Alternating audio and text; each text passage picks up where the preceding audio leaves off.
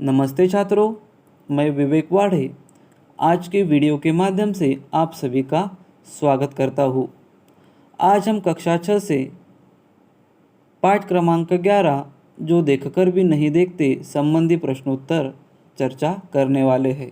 अब देखते हैं इस पाठ में आए कुछ शब्दार्थ और प्रश्नोत्तर संबंधी चर्चा। सबसे पहले शब्दार्थ। पहला शब्द है अचरज। अचरज का अर्थ होता है आश्चर्य, एहसास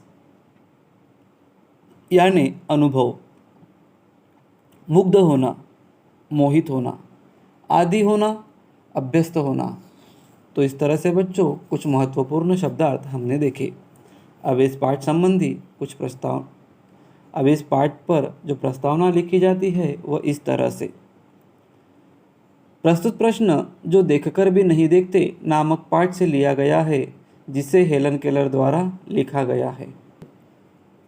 तो चलिए छात्रों, अब मुड़ते हैं इस पाठ संबंधी प्रश्नोत्तर की तरफ। पहला प्रश्न इस तरह से है, जिन लोगों के पास आंखें हैं वे सचमुच बहुत कम देखते हैं। हेलन केलर को ऐसा क्यों लगता था? तो छात्रों जवाब इस तरह से है। हेलन केलर के अनुसार जिन लोगों के पास आंखें होती है ना, वे लोग अपने आसपास के वातावरण को ध्यान से बहुत कम देखते हैं। अब इसके लिए लेखिका ने अपने सहेली का उदाहरण भी हमें बताया है। लेखिका जंगल घूमकर आए अपने मित्रों से पूछा करती है कि उन्होंने जंगल में क्या क्या देखा।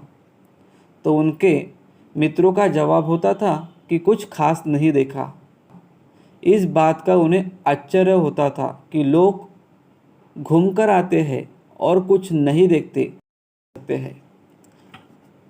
पाठ में आया प्रश्न क्रमांक 2 इस तरह से, प्रकृति का जादू किसे कहा गया है?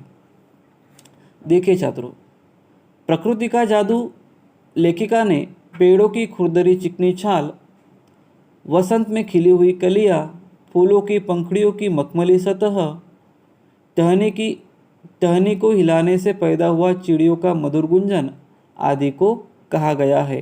तो छात्रों आपको इस प्रश्न का जवाब इसी तरह से लिखना होगा।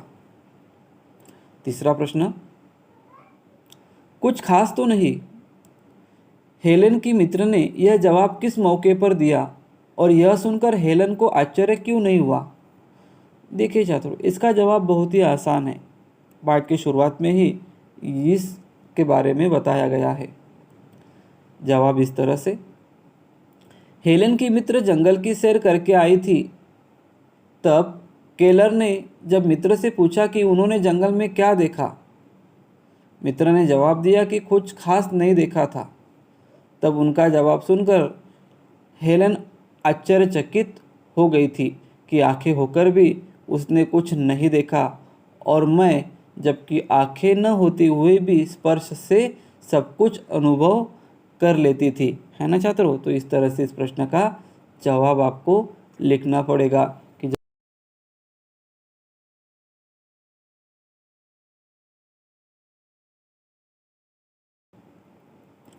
प्रश्न चौथा, हेलन केलर प्रकृति की किन किन चीज़ों को छूकर सुनकर पहचान लेती थी? पाठ के आधार पर इसका उत्तर लिखो। उत्तर इस तरह से है, हेलन केलर पेड़ की छाल को छूकर पहचान लेती थी कि यह कौन सा पेड़ है। भोजपत्र के पेड़ को उसकी चिकनी छाल से पहचान लेती थी लेखिका। फूलों की पंखुड़ियों की मखमली सतह तथा घुमावदार बनावट को छूकर वह अनुभव करती थी। चिड़ियों का मधुर गुंजन तथा उंगलियों के बीच से झरने के बहते हुए पानी को वह महसूस करती थी। घास का मैदान उन्हें महंगे कालीन की तरह लगता था।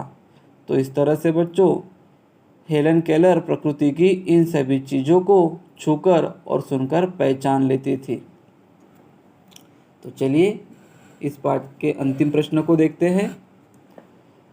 प्रश्न इस तरह से, जबकि इस नियामत सी जिंदगी को खुशियों के इंद्रधनुषी रंगों से हरा भरा किया जा सकता है, तुम्हारी नज़र में इसका क्या अर्थ हो सकता है? देखिए छात्रों, यह जो उपरोक्त कथन है, इस कथन का अभिप्राय इस तरह से हम बता सकते हैं कि दृष्टि अर्थात आंखें ईश्वर द्वारा दी गई वह अनमोल भेंट है ना, जो हमारी ज़िंदगी में इंद्रधनुष्य रंग भर देती है। हम अपने चारों ओर फैली प्रकृति में कई तरह की खुशियाँ देख सकते हैं। तो इस तरह से आप इस प्रश्न का जवाब लिख सकते हो। तो इस तरह से छात्रों हमने इस पाठ के कुछ महत्वपूर्ण प्रश्नों के बारे में देखा और उनके जवाबों को भी देखा। तो चलिए अगले वीडियो को लेकर हम फिर से उपस्थित होंगे। तब तक के लिए धन्यवाद।